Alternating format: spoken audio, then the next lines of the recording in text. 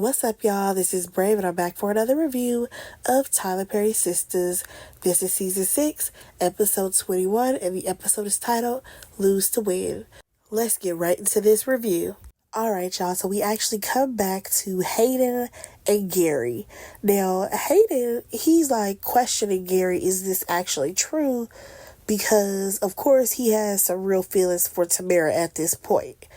Now, he did kind of call out Gary, because Gary basically wants everybody to be miserable like he is right now because his whole world just collapsed. And now he wants Hayden to have the same type of issues that he has. Like, it's so crazy to me that Gary had the audacity to use a PI just to get information on Tamara because now he's so invested in Hayden's relationship with Sir. You could have got a PI to figure out that Jordan was going on a date with Andy and that's actually your fiance's brother. Why didn't you use the PI for that? Because you've been keeping tabs on Andy this entire time. Even when she was messing around with Robin, you was still spying on her. Y'all remember? He could see straight into the penthouse from his office or whatever. Remember he was doing that?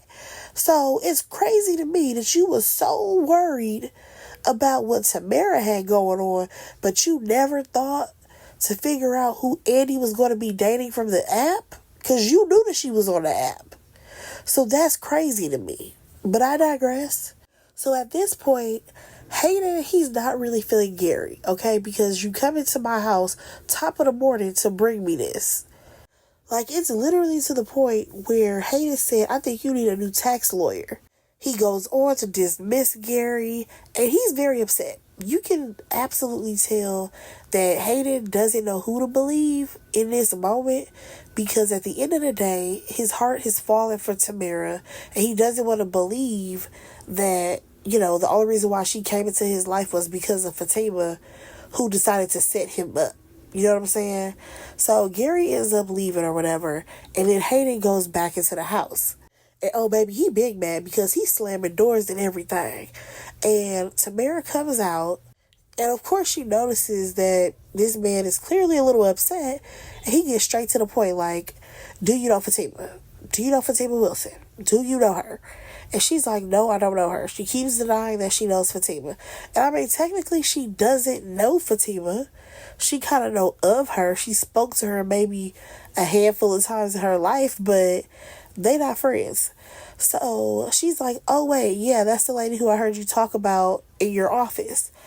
Tyler, I don't know why you wrote it that way, but it should have been, oh yeah, that's the lady that you just introduced me to with that one guy who was there, Zach. Yeah, that should have been the line, but I digress. So she's denying it. And Hayden, he's like, well, Gary's PI, he found out this information. And she's like, oh yeah, speaking of Gary, I've been meaning to tell you about him. He's miserable. He ain't really your friend, and that's very true.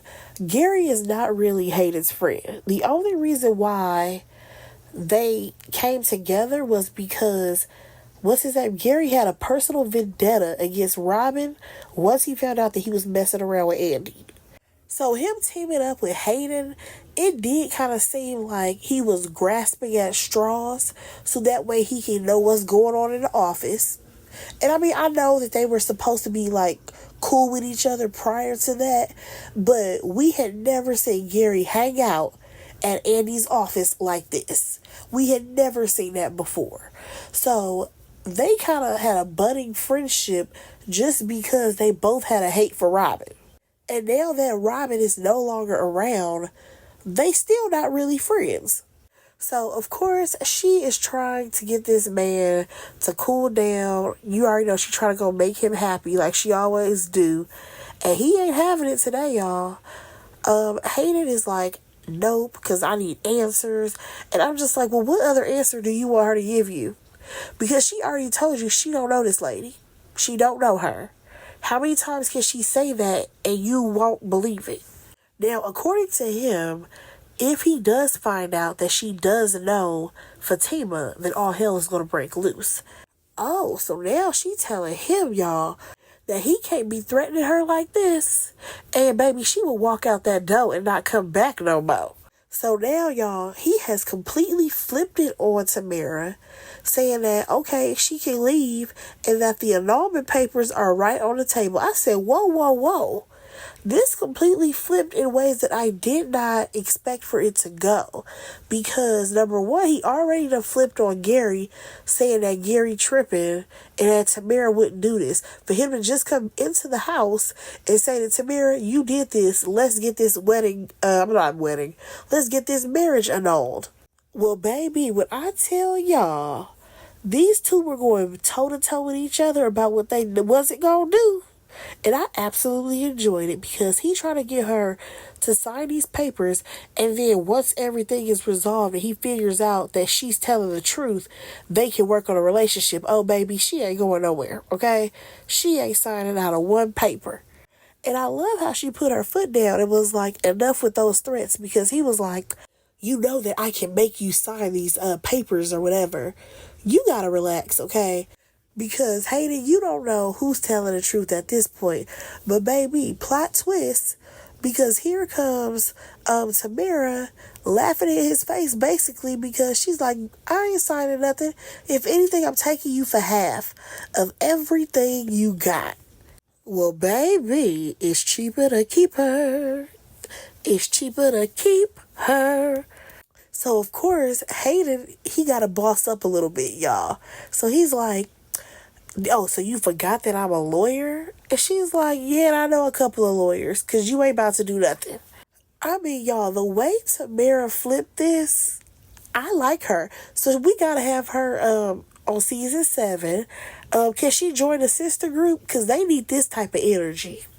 Hayden had the audacity to ask her again if Fatima was the one who set this up. She's like, listen, I don't know her, but you need to go ahead and head to work and go make that money because, we're going to need it. Baby, Tamara is that girl. And keep in mind, she looks amazing this entire scene. She's that girl. She is a character that I did not expect to pull this off, but I'm loving it. But let's go ahead and move on, y'all. All right, so we now see Sabrina. She's meeting up with her boss at the bank. Well, they did not meet at the bank. They actually met at like a restaurant or whatever. It was kind of weird because they were having this conversation standing up. I'm like, y'all couldn't sit down and eat? No? Okay, whatever. So Sabrina's boss basically let her know that she's going to get her job back. She had already let the DA know that, Sabrina wouldn't do anything like this. And I'm like, well, girl, when did you let him know that?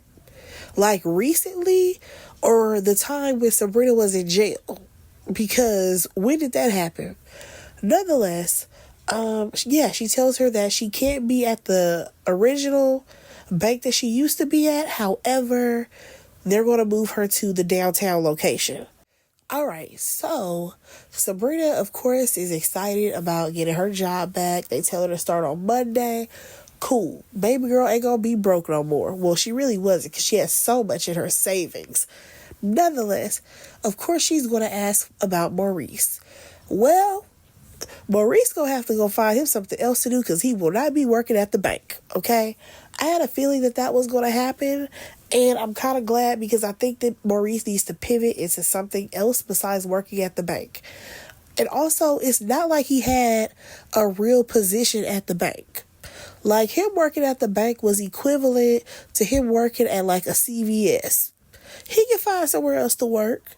So, of course, Sabrina is trying to fight for Maurice. Like, he's innocent, all of this stuff. And old girl is like, well, he knew the guy who robbed the bank.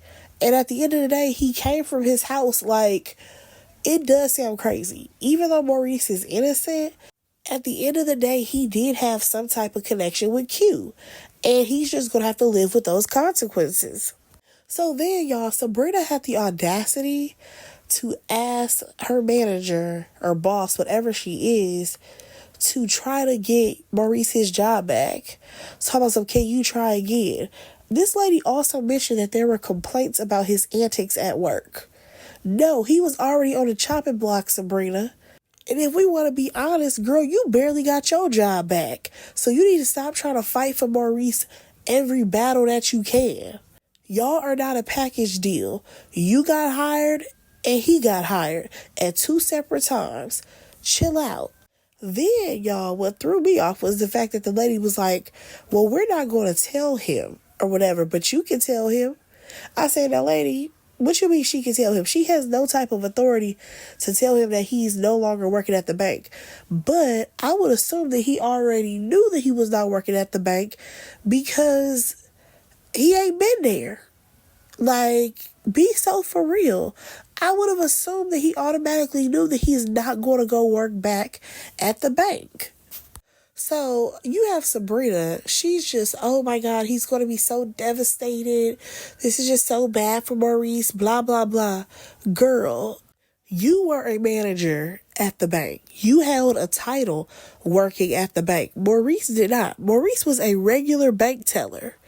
Don't sit up here and act like he held a high position or something.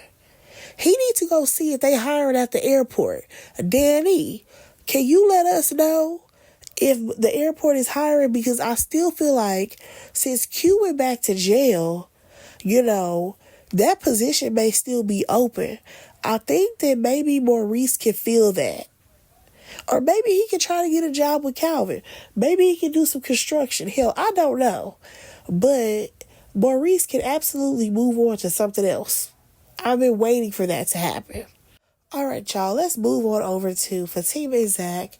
They are at her office or whatever, and they're waiting to hear from the lawyer.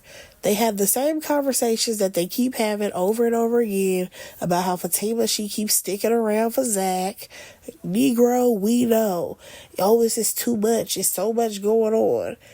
We know, okay? Anybody else would have left you in the dust already with all this drama. But nonetheless, Fatima is still ride or die for you. All right, y'all. So the lawyer pops up, right? And basically, these two get bad news because the judge ruled that Heather gets to keep the baby. Well, let me not say baby because they keep calling that child a baby. She gets to keep Michael. Of course, there's no reports to DCFS. There's no reports to any type of law enforcement that there's something wrong happening, even though that lady lied and said she been calling and doing all of this and that. I'm just like, so nobody decided to do a full body exam on this little boy? Because according to them, they saw bruises. So what happened to the bruises? Because they could have absolutely said, hey, my child is being abused over there, and that child would have had to go and get an examination, and they would have asked him, who's abusing you? And even though he cannot talk, they would have asked him to try to write, point, something. Okay? I can't with this storyline. So hothead Zach, he over there getting frustrated, and the only thing that this lawyer can tell them is that they need to wait it out, and it's gonna take some time. So of course, when old boy walk away, she gotta calm Zach down because he's showing his feelings, because I'm gonna be all right, but Michael ain't gonna be okay, and blah, blah, blah. Y'all know I'm kind of over this storyline a little bit because I feel like we could have went to a total different direction, but I digress. So as she's hugging Zach, trying to get him to refocus and calm down, oh, baby, here comes Hothead Hayden, okay? Hothead Hayden is like, Fatima! Okay, he didn't say it like that, but he had a little bass in his voice, okay? So he's approaching them because he knows that Fatima is behind all this. According to Hayden, Fatima and Zach, they like to play with people's feelings and emotions and blah, blah. Okay, so at this point, Fatima is for sure in denial. She's telling him this ain't the time or the place for this conversation. She's over Hayden. And next thing you know, Andy pops up, tells Hayden that he needs to leave. So Zach actually ends up leaving or whatever. And Andy is like, what is your problem? To Hayden. And Hayden, he's like, basically he about to wreak havoc, okay? He is about to wreak havoc on Fatima's life because she's playing with his emotions when it comes to him and Tamara. Hayden, please just go sit down somewhere and calm down. So he ends up walking off, and Fatima is like, he knows to Andy because, Andy knows about the whole situation. But at the same time, Fatima don't care because it's Hayden, And Hayden deserves anything that's coming to him, right? So next thing you know, Andy, she ends up getting a visit from somebody who she kind of forgot about. And who was that? Jordan. Jordan, he has come to her office because I guess they're going to have lunch together. Now, I thought that she didn't agree to it, but I guess she did. So these two have a little bit of an awkward banter because y'all know things are always awkward whenever Jordan opens up his mouth to talk or whatever. And they do end up going to lunch. All right, now, y'all, we got to jump on over to Karen, okay? Now, not only is she going to go see this building with Jason Weaver, a.k.a. Brian, he also took her to lunch because, she's eating for two. Sir, you putting it on thick. Also, Karen, when is your doctor's appointment? Y'all, did she ever go to the doctor? I kind of forgot she did say something about a doctor's appointment. But I felt like she lollygagging with Brian all day. When you going to see the doctor, girl? Nonetheless, all right, so we have Karen looking around this place, right? The only thing about it is that it definitely needs some work. Now, according to Brian, it's going to cost her the same amount of money that it would to fix the last place up. And as far as the rent goes, the mortgage on it would cost the same as what she's paying right now. And when she asks about the down payment, he's like, oh, well, I know the owner. He'll probably work with you on it, right? Now, here's my thing. I am just so confused about the Karen burnt up salon situation at this point because she does not own that building. And the fire was started because of the homeless man in the back. It was not her fault. So I'm not even understanding why she is the one who's having to pay for all this stuff to begin with. For example, the last place that just burnt down, I would assume that it will be the owner's job to pay for getting all that asbestos cleaned out, getting all that burnt material cleaned out, because he's the one who owns the business, and it was not Karen's fault as to why it burnt up. So I'm just a little confused. Now, I understand her paying for, her stuff being put back together, the design of it all, but not her having to pay for asbestos getting cleaned out in the other place. Now, over here, he's really trying to pour it on thick to try to convince her that, she needs to move on over to this new building. Because she could be one of the ladies that not only owns a business, but she can also own the land that the business is on. I mean, really putting it on thick. Then has the audacity to say, yeah, you remind me of my mama. And she was like, excuse me? In what way is that? Y'all, why oh why did this man say his mama worked 3 jobs on the house that they lived in, and basically she was like this hardworking woman? I said, what they got to do with Karen? You don't know if Karen can bump a curl or not. You don't know if she can do locks. You don't know if she do sew-ins. We don't know what Karen can do when it comes to some hair, okay? Sir, you don't know how hardworking she is. You really gotta stop, okay? I don't know what it is about Brian, but his character is poured it on way too thick for me, and it's giving Aaron 2.0, because nothing about Karen should remind you of your mama. Now, y'all, why oh why did we have Jason Weaver up here? I gotta stop calling him Jason Weaver. His character's name is Brian, okay? But why do we have Brian sitting up here telling Karen how he thinks that she's gonna be such a great mom? I think that you're just gonna be such a great mom. You're gonna know what to do, and you're attentive, and blah, blah, blah. You got all of that. You got all of that information from having a conversation with Karen a few times. Wow. You must not know her at all. But nonetheless, I mean, I don't doubt that she's going to be a great mom, but he is just pouring it on so thick. And then he was like, yeah, because, if the dad ain't around, what you think you about to be, stepdaddy? Like, I know that you adopted some kids and all of that, but you're not about to adopt this one. So I need for you to relax, Brian. Talking about someone you can lean on me and my wife. Boy, this ain't lean on me. And where is your wife in all of this while you keep volunteering your wife's services? Oh, I don't know. It's something about Brian, y'all. I don't trust it. Next thing you know, he talking about someone, do you have a realtor? Why would she have a realtor? Okay? Because at the end of the day, She was not looking to buy a property. But now she says she knows somebody who knows somebody. And baby, I was trying to figure out who was that somebody because I got confused. I'm like, who does she know? We have not met anybody on this show this season or any past seasons who knew somebody.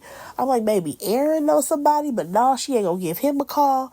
Y'all come to find out she called Zach, okay? I forgot Zach supposedly did real estate, right?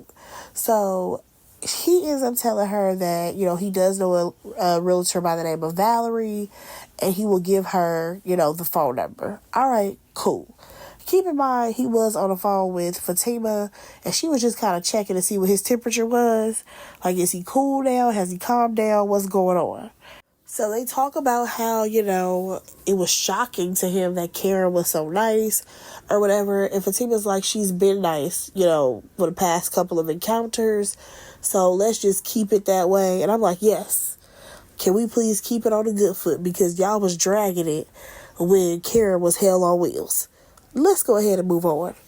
All right, so now we have Sabrina stopping over to Maurice's place to give him the bad news. So she comes in or whatever, and she tells him how, she had a meeting with Miss Lydia and how she's going to be moving on to the downtown branch. So for some reason, Maurice got it in his head that they would be moving to the downtown branch, talking about I got to get me some new clothes if I'm going to work down there. Well, you can find you a job downtown, but it won't be at the bank, okay? So, of course, she has to give him the details about how basically they said because he knew Q and he was in his house that it ties Maurice to the situation. And Maurice is like, I'm innocent, I didn't do anything, blah, blah, blah. Here's my thing. He talking about somehow he want his job back. No, I need to see you pivot and do something else, okay? Because let's not act like y'all ain't been at work for over a month at this point. I feel like a month has had to have gone by, okay? Because he spent more time in jail than Sabrina did. So, I understand that he may be in shock right now, but like I said, sir, you should have known that this was coming, okay? Now, as for Sabrina, y'all, not her getting demoted. That girl went from being a manager to assistant manager. I'm not sure if I would have went back to go work at the bank.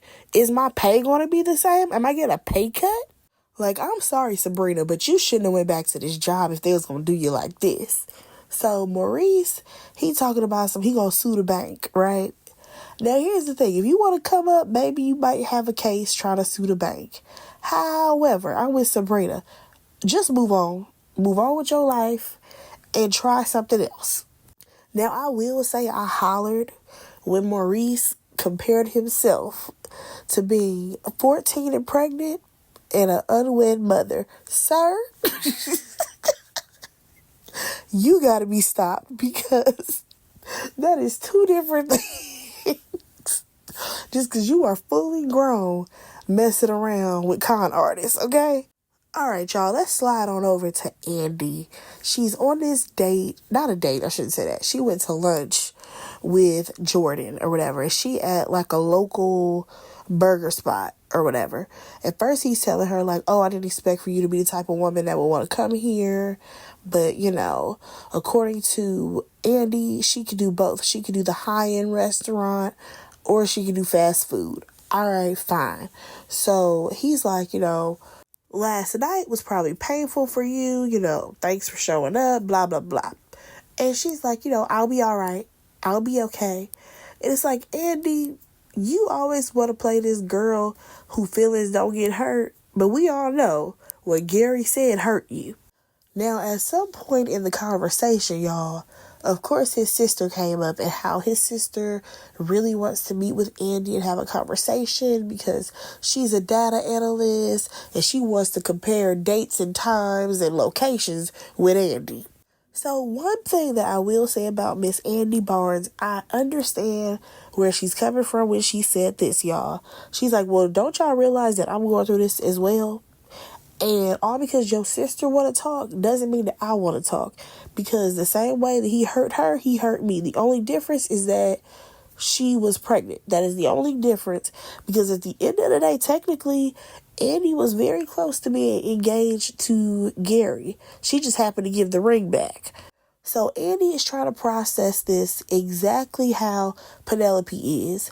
And again, you guys, this is why I kind of wish that Tyler Perry would not go day by day with this show, because I would have rather like a week went by and then, you know what I'm saying, these two ladies can have a conversation, not the next day.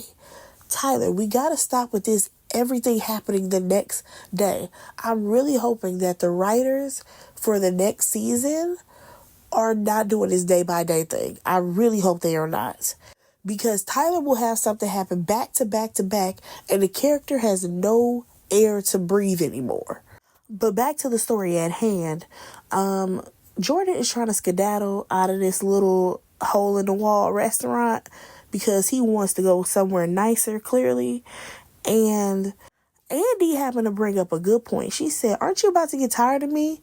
Because we've seen each other a lot in these past couple of days. Yeah, y'all have seen each other. What is this, day 3? 3 days in a row? It's time for y'all to not see each other. Take a break. But like I said, Tyler likes to do the no air to breathe method. So these two are going to go to dinner later. All right, y'all, let's move on over to Daniela. We see her stomping through the airport or whatever. And of course, who pops up? Tony. Now, she's talking about how, sometimes she's concerned about the airport because she doesn't know if she's always going to have a job. And then here comes Tony with well, you can always come work for us. You don't even know how qualified she is to even be working the front desk. What do you mean she can come work for you? Y'all, I'm sorry, but I'm so tired. I was so tired of Tony. So they kind of do this little back and forth of why she can't work for his company or whatever. And I'm just so annoyed because he had the audacity to say that he likes listening to her conversations after, I think she said something about them flirting, how he likes to eavesdrop or whatever. And I'm just like, we got to stop with this creep line of him listening in on her conversations. Because if you're doing that now and y'all not together, what will you be doing when y'all will get together? Like, I feel like you may have a tracking device on her or something. I don't know. Something is off about Tony, if you ask me. So nonetheless, he over here telling her how he would let her show up to work late and he would always have her back. Sir, did she ask you if y'all was hiring? She did not. So I need for you to back up and go on over there to Maintain Airlines. Now, what she can do right about now is refer Maurice to get a job at the Maintain Airlines. But she don't need to change jobs. Y'all, then, again, here go Tony being a creep. He said, hey, did you go to lunch already? And she said, yeah, I just got back. And then he said, oh, how did I miss that? You mean to tell me that you've been spying on her that much that you don't know how you could have possibly missed her going to lunch? Like, do y'all see what I see right about now? Tony is giving me creeper vibes if I've ever seen it. So Danny has now let the cat out the bag that, her and Preston are no longer a thing. Okay? So Tony, you already know he happy about this. He's like, so I can take you out on an official date. Do you want this to be a group thing or just solo? Sir, y'all have done way too many group activities already. Use your brain. I think she wants to go out with you on a solo date. So they decide to plan this little date out or whatever. They gonna go to dinner. Let me find out that they gonna see Andy and Jordan at the same place for dinner. I'm gonna scream. Nonetheless, Danny seems very happy about this. And I'm just like, girl, you just better hope that he don't pick you up in that raper van, okay? You should have made sure to tell him that. But nonetheless, Danny's phone rings and it's Sabrina, right? Now, Sabrina is telling her about the whole situation where she got her job back, but Maurice didn't get a job. And Daniela is like, oh, well, he'll find another job. Again, she could have went on ahead and got him hired at the airport, but I digress. So basically, she tells Sabrina that, Tony asked her out and she's going to go because she's done with Preston. And Sabrina, she's like, oh, well, you know, Rich, he asked me out as well. Y'all, they better not turn that into no triple date because I'm really going to be pissed off about it. Also, y'all know what's really annoying to me is the fact that we never get to see Sabrina and Rich. Like, we never get to see them do anything, but Sabrina swear they got so much going on. You know what? I forgot to tell y'all.